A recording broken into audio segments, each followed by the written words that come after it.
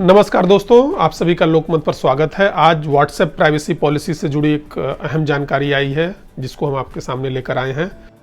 Competition commission of India ने बताया है कि वो व्हाट्सएप की जो नई प्राइवेसी पॉलिसी है उसकी जांच करेगा।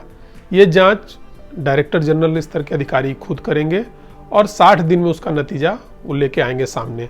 यह जांच क्यों महत्वपूर्ण है इसके बारे में भी आपको हम बताएंगे। आपको यह भी बताएंगे कि पिछले हफ्ते ही अभी जो केंद्र सरकार का टेक्नोलॉजी से जुड़े मामलों का जो मंत्रालय है वह दिल्ली हाई कोर्ट गया। उसने कहा कि व्हाट्सएप को इस नई प्राइवेसी पॉलिसी को लागू करने से रोका जाए।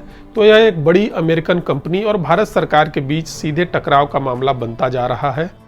फेसबुक पीछे नहीं हट रहा है। फेसबुक ने, आपको याद होगा कि जब नया साल शुरू हुआ था उसी दौरान फेसबुक ने नई प्राइवेसी पॉलिसी लॉन्च की और ये एक तरफा था कि आपको इसको एक्सेप्ट करना है। अगर आप इसे एक्सेप्ट नहीं करेंगे तो आपको व्हाट्सएप को डिलीट करना पड़ेगा। तो आपको पता ही है कि वह भारत में जो सबसे ज़्यादा ऐप यूज़ किया जाता है, बेसिकली ज़्यादातर लोग यही व्हाट्सएप ये ऐप ही यूज़ करते हैं इंस्टेंट मैसेजिंग के लिए, इंटरनेट के द्वारा मैसेजिंग करने के लिए। तो उस पर पूरा अधिकार है। करीब 34 करोड़ लोग भारत में व्हाट्सएप यूज़ करते हैं। जब विवाद हुआ, जब भारत सरकार ने भी इस पर कड़ा रुख अपनाया, तो व्हाट्सएप ने पहले कहा था कि 8 फरवरी तक अगर आप इसको एक्सेप्ट नहीं करेंगे तो आपको डिलीट करना पड़ेगा ऐप। व्हाट्सएप की इस नई नीति के आने के बाद आपको याद होगा कि सिग्नल और टेलीग्राम डाउनलोड करने की भी एक होड़ चल पड़ी थी।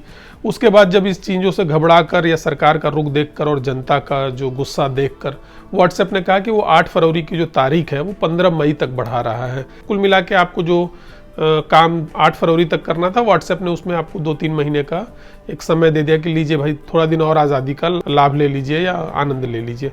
अभी पिछले कुछ दिनों से मेरे भी व्हाट्सएप पे आ रहा है, आपने भी देखा होगा कि व्हाट्सएप पे रोज़ सुबह ही अगर आप खोलें तो आ जाता है कि ये पॉलिसी एक्सेप्ट कीजिए।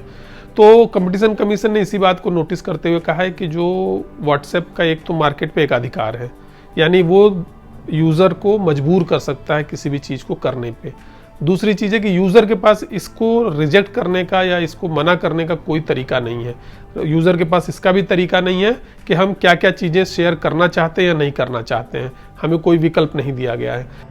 व्हाट्सएप की नई प्राइवेसी पॉलिसी में जो सबसे ज़्यादा विवाद इस विषय पे ही हो रहा है कि व्हाट्सएप ने पहले तो डेटा जो है, अब यूज़र का किसी भी तरह का डेटा, आप जिसमें उसमें फ़ोटो भेजते हैं, वीडियो भेजते हैं या बैंकिंग से रिलेटेड जो डेटा है, वह व्हाट्सएप का जो मालिक कंपनी है फेसबुक, उसकी जितनी अन्य कंपनियां हैं सभी उसका इस्तेमाल कर सकती हैं और वो अन्य भी जो बिजनेस पर्पजेज हो सकते हैं उसमें भी उसका इस्तेमाल कर सकते हैं। उसके बाद डेटा में भी इन्होंने कर दिया कि आप किसी भी तरह का डेटा होगा वो उनके हाथ चला जाएगा और अगर आप इसको नहीं स्वीकार करते हैं तो आपको व्हाट्सएप डिलीट करना पड़ेगा।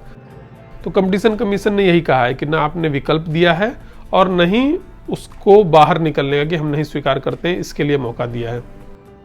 तो अब देखते हैं 60 दिन में क्या होता है। और करीब 30 करोड़ से ज़्यादा लोग फेसबुक यूज़ करते हैं, 34 करोड़ लोग करीब व्हाट्सएप यूज़ करते हैं। इतनी ही बड़ी संख्या करीब इंस्टाग्राम यूज़ करने वालों की है।